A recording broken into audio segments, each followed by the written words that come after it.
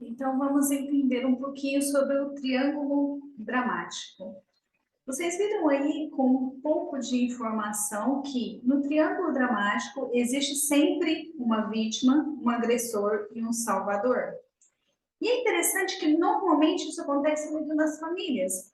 Por exemplo, quando o pai ou a mãe, um dos cônjuges, se torna agressor, talvez por vítima ou por vítima do alcoolismo, ele acaba sendo agressivo ou ele herdou esse comportamento dentro do arranjo familiar que ele teve. E aí ele agride essa esposa. Essa criança que observa essa dinâmica no ambiente dela, ela acaba vendo, ouvindo e tendo a sensação de que precisa fazer algo. Por quê? Porque ela ouve gritos, choro, gritaria. Dentro da concepção dessa criança, ela começa a ter a percepção de que precisa salvar a vítima. Nessa dinâmica perigosa e doentia, essa criança ela começa a criar a tendência do perfil salvador. É aquela pessoa que onde ela vê uma pessoa sofrendo, ela precisa fazer algo, como que precisa salvar, ativa nela a mesma emoção daquela criança quando ela está adulta. Então, aquela criança, ela não tem filtro ainda, ela não consegue entender todos os fatos. Talvez aquele marido está batendo na mãe porque a mãe traiu ele, ou aconteceu outra dinâmica ali. Só que ela não fechou a história, porque ela é só uma criança, ela só está vendo, ouvindo e sentindo as coisas e percebendo aquele ambiente. Quando isso acontece, essa criança ela é extremamente prejudicada. Por quê? Porque ela começa a sair do papel de criança, que precisa ser cuidada, protegida e amada, para o perfil salvador, onde ela vai precisar salvar a mãe daquele ambiente. Quando a gente fala desse triângulo dramático, pode ser várias dinâmicas. Eu estou citando entre o cônjuge aqui, mas pode ser a mãe que agride a filhinha, e a outra irmãzinha vê aquilo ali e ela se torna a salvadora da irmã. Ou então o pai abusa sexualmente de uma criança e a outra maior quer ser salvadora. Então existe várias dinâmicas no triângulo dramático.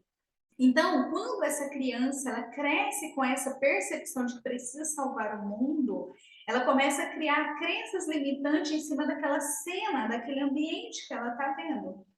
Por exemplo, se for uma menina, ela começa a ver, se for o pai, o agressor, por exemplo, ela começa a entender que casamento é ruim, porque a única coisa que ela viu e sentiu e ouviu naquele casamento são brigas, agressões verbais e físicas e abusos ali na dinâmica de um casamento.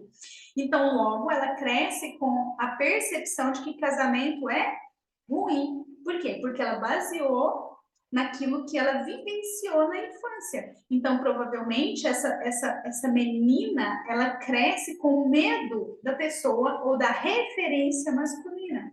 Porque a referência que era para proteger, cuidar e amar era um agressor. Aí ela fica se defendendo primeiramente dos homens, não se relacionando, ou até fazendo uma barreira contra os homens, e toda ela entra até numa causa, né? Em prol de mulheres, né? Com essa característica. Por quê? Porque ela vivenciou aquele ambiente, ela vivenciou aquela agressão da parte do sexo masculino. E aí existem várias dinâmicas que acontecem nesse sentido, quando está adulta. Ou ela também, ela tenta quebrar aquele padrão de comportamento daquela mãe que ela achava que era uma coitadinha. Como que ela quebra? Eu me tornando agressora. Olha que louco, gente, mas é assim que acontece. A gente pega aqui nos consultórios exatamente isso. Esse triângulo dramático da infância prejudica a vida adulta. Aí ela querendo quebrar um padrão, mas quebrando de uma forma errada, ela acaba casando com uma pessoa, talvez que nem é agressor, mas ela se torna agressora. Porque na cabeça dela, o homem é ruim, homem, a gente não pode deixar o homem pisar na gente, o homem não pode bater na gente. E aí ela cria dentro dela esse perfil salvador ou esse escudo protetor contra a pessoa do sexo masculino. Então, como que o adulto ele tem que encarar esse triângulo dramático? Primeiro, as histórias estão incompletas. A criança ela não tem dimensão do que houve no casamento dos pais. Ela não sabe por que a mãe era agredida, ela não sabe por que a mãe aceitou aquele comportamento por tanto tempo, ela não sabe o ganho direto ou indireto que houve naquele relacionamento doentio. Então, o primeiro passo é não julgar as escolhas dos pais, mas entender que adulto faz as suas escolhas, independente se é boa ou se é ruim. A gente vai respeitar essa pessoa, esses pais, honrá-los porque eles fizeram o melhor que puderam para nós.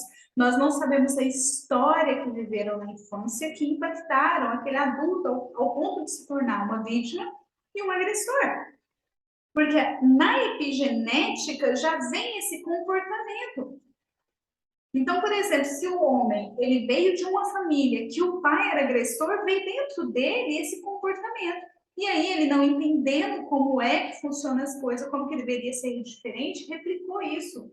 Continuou um ciclo doentio na sua própria família. E aquela mulher que foi agredida também talvez vem de uma história que na epigenética dela é de mulheres desvalorizadas, que foram abusadas, que foram violentadas. E aí, ela não entendendo isso, ela se submete, porque ela achou, a minha mãe era assim, então é normal o casamento ser assim. Acontece a mesma coisa. Então, não entendendo isso, eles acabaram replicando inconscientemente, por lealdade inconsciente à família de origem, ou a seja, suas gerações passadas, acaba fazendo exatamente a mesma coisa. Ou então, tenta quebrar um padrão de forma errada. Então, por isso que é interessante a gente entender esse triângulo dramático que acontece nas famílias. Porque o filho ele não tem o direito de se achar maior ou melhor do que os pais só porque tiveram um comportamento ruim. A gente não aceita o comportamento ruim, mas a gente não vai para a mesa do juiz de Deus para julgar os nossos pais. O que a gente faz? O que um adulto consciente, que vai para terapia, entende toda essa dinâmica, faz? Ele acolhe esses pais no coração. Foi o que eles receberam. A gente só dá aquilo que a gente recebeu, a menos que alguém explique isso para a gente. Então, receba o dom da vida que você recebeu dos seus pais. Receba o amor saudável que eles deram para você de acordo com o que eles conseguiram. Honre seus pais por não julgá-los. Deixe as histórias deles ser deles. O comportamento é deles. O que nós podemos fazer? Honrar os nossos ancestrais, pegando aquilo de bom e aplicando na nossa vida. E aquilo que a gente descobriu que é doente, que é ruim, fazendo diferente, sem julgamento, mas honrando. Saindo desse triângulo de salvador e se posicionar ou de juiz. Saia. O pai era agressor, mas ele teve a sua história. A sua mãe foi a vítima, mas teve a sua história. Deixe, siga em frente. Eu achei interessante uma ilustração que um professor ele citou. Quando a gente está numa estrada dirigindo e o pneu furou, a gente não quer saber o porquê, como, o que aconteceu, que furou aquele pneu. A gente simplesmente vai trocar e seguir em frente. É isso. Honre a sua história, o que você aprendeu de lição daquele triângulo dramático que você viu, ouviu e sentiu. Faça diferente, não se considerando melhor ou maior que seus pais, mas vendo que eles não tinham o recurso que você tem hoje de conhecimento gratuito como esse. Siga em frente esquecendo, por assim dizer, aquela história deles, porque aquela história é deles. Passou, faça a sua diferente, tenha um casamento saudável, seja um marido saudável, não sendo agressor, não se fazendo de vítima, mas se posicionando com respeito dentro do seu lar. Não deixe que seus filhos vejam esse triângulo dramático para traumatizar e retraumatizá-los. Entende? É assim que a gente honra a nossa família, os nossos pais que nos deram a vida, trazendo as nossas próximas gerações num patamar mais saudável, mais digno, mais honroso. Então, o triângulo dramático acontece e muito, mas a gente precisa sair desse posicionamento. Adultos fazem suas escolhas, fazem suas decisões e vamos respeitá-las. E não vamos nos meter achando que a gente é maior que nossos pais, que somos mais inteligentes, ou tomando decisões por eles. É seguir em frente. A história dos seus pais está aqui atrás, você está aqui à frente, seguindo rumo a uma nova vida, a um novo ciclo familiar. Porque quando você não sai desse emaranhamento, você traz aquele problema para dentro da sua nova família. Se você quer continuar salvando a sua mãe da agressão dos seus pais, a sua esposa fica desprotegida, ou seu esposo, ou seu cônjuge fica desprotegido aqui. Você volta para trás para ajudar a salvar e acaba desprotegendo a sua família aqui. Entende? Então, é preciso entender esse triângulo dramático, esse emaranhamento. Quando a gente faz uma sessão sistêmica e faz uma engenharia reversa da história familiar, a gente consegue identificar os padrões repetitivos ruins, quais os comportamentos que veio na epigenética e que você possa mudar para ir para um patamar mais saudável. Por isso que a terapia não é para louco, é para entendimento, conhecimento liberta. Liberta de muitas consequências ruins. Se eu pudesse ter tido esse conhecimento há pelo menos 20 anos atrás, a minha vida teria sido outra. Embora eu estou começando, né, a uma vida diferente, entendendo, honrando meus pais. Eu odiava meu pai.